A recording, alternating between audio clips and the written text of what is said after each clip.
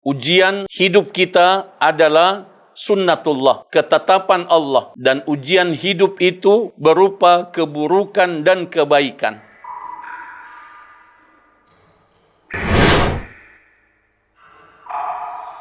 Alhamdulillah, wassalatu wassalamu ala Rasulillah. Beriman kepada Allah di saat lapang dan sempit. Iman kepada Allah bukanlah iman musiman. Ia tidak hanya hadir ketika hidup kita lapang, lalu menghilang saat sempit. Iman yang benar adalah iman yang tetap kuat pada dua keadaan, nikmat dan musibah.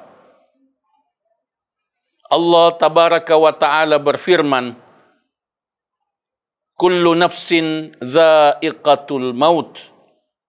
Semua jiwa pasti merasakan kematian. Wa nabluukum bisyarri wal khairi fitnah. Dan kami menguji kamu dengan keburukan dan kebaikan sebagai cobaan.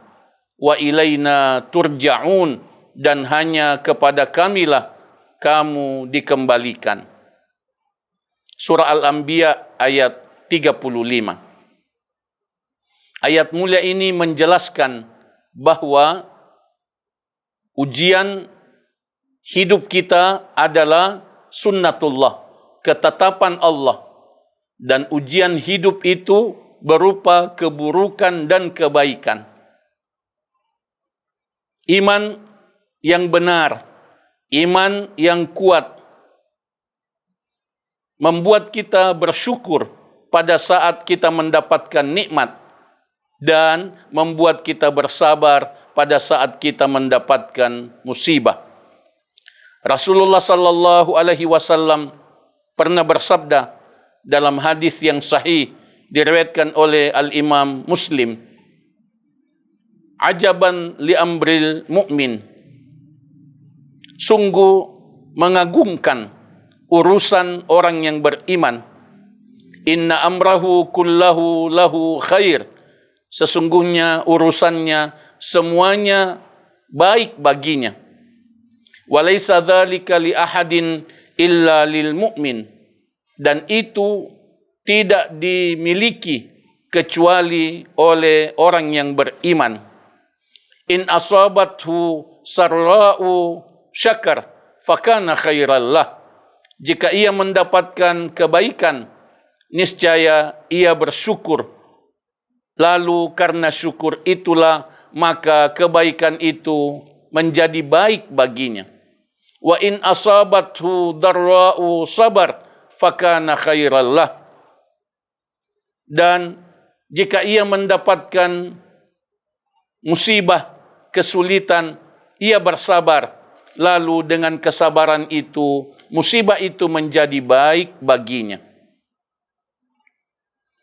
Sahabi yang mulia Abdullah bin Abbas radhiyallahu anhuma pernah mengatakan, huwa rajulu tusibuhul musibah faya'lamu annaha min indillah fayarda wa yusallim.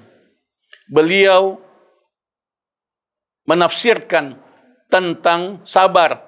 Beliau mengatakan, yaitu orang yang mendapatkan musibah, lalu ia meyakini, menghayati bahwa musibah itu dari Allah subhanahu wa ta'ala, lalu ia ridha dan ia menyerahkan diri kepada Allah.